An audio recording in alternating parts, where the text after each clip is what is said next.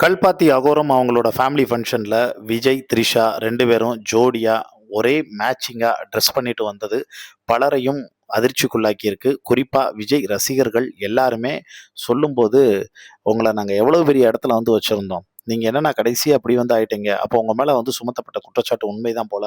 நாங்க இப்பவே உங்கள அன்ஃபாலோ செய்றோம்." அப்படிங்கிறது மாரியான விமர்சனங்கள்லாம் வர ஆரம்பிச்சது. ஆனா நடிகர் விஜயினுடைய ஃப்ரெண்டு ஸ்ரீமன் சொல்லும்போது, அவர் அந்த நிகழ்ச்சிக்கு 2 பேரும் ஒண்ணா வந்ததுக்கு ரீசனே, நாங்க 2 பேருமே நல்ல நண்பர்கள் அப்படிங்கிறத ப்ரூஃப் பண்றதுக்காக தான் அப்படி வந்திருக்காங்க.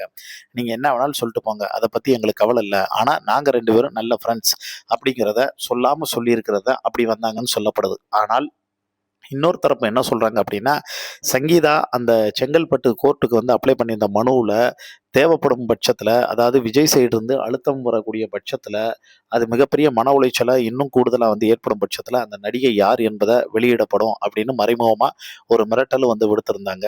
அந்த மறைமுகமான மிரட்டலுக்கு தான் விஜய் வந்து அதனுடைய எதிர்வினையா இப்ப த்ரிஷா வந்து கூப்பிட்டு வந்ததாவும், "நீங்க என்ன மிரட்டுறீங்க? நானே அது யாருன்னு வந்து கூப்பிட்டு வந்திருக்கேன்." அப்படின்னு வந்து சொன்னதாவும் ஒரு தகவல் வந்து வருது.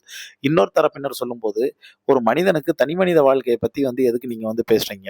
சமூக வாழ்க்கைய பத்தி வந்து பேசுங்க. பொது வாழ்க்கைய பத்தி பேசுங்க." அப்படி பார்த்தா ஸ்டாலினே 2வது மனைவியோட வந்து பையன் தான். ஆ கலைஞருக்கு 3 ஒய்ஃப் வந்து இருந்திருக்கு. எந்த பிரபலத்துக்கு எந்த ரகசியமா வந்து பார்த்தோன்னா ரிலேஷன்ஷிப் இல்லாம வந்திருக்கு. அதுக்கு இதுக்கு எந்த சம்மந்தமே வந்ததில்ல. விஜய் எப்படி வேணாலும் இருக்கிறது விஜயினுடைய தனிப்பட்ட உரிமை. ஆனா, அவரு அரசியல் களத்துல வந்து எப்படி இருக்காரு? அதுதான் வந்து ரொம்ப முக்கியமான விஷயம். அப்படிங்கிறது மாரியான சில விஷயங்களும் எழ ஆரம்பிச்சிருக்கு.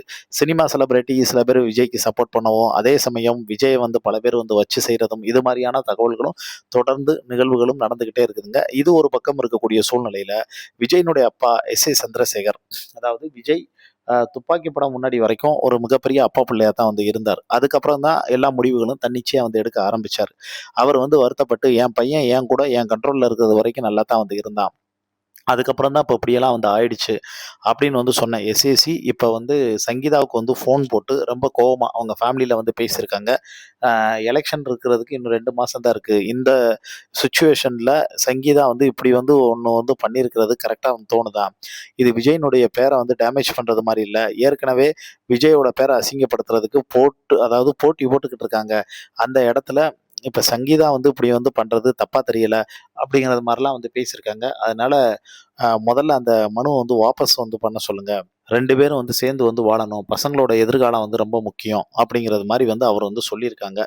ஆனா, ஆப்போசிட்ல அதாவது சங்கீதா ஃபேமிலில வந்து சொல்லும்போது, இதுக்கப்புறம் விஜயோட ஒண்ணு சேர்ந்தெல்லாம் வந்து வாழ முடியாது. அந்த வாழ்க்கை வந்து அ மன உளைச்சலும், விரக்தியிலயும் வந்து பார்த்தோன்னா வந்து முடிஞ்சிருச்சு. தயவு செஞ்சு அந்த இதுவே வந்து வேண்டாம். எதுவா இருந்தாலும் கோர்ட்ல வந்து பார்த்துக்கங்க அப்படின்னு சொன்னதாகவும் சொல்லியிருக்காங்க. இத பத்தி உங்களுக்கு தோணக்கூடிய கருத்துக்கள கீழ இருக்கக்கூடிய கமெண்ட் பாக்ஸ்ல மறக்காம மென்ஷன் பண்ணுங்க.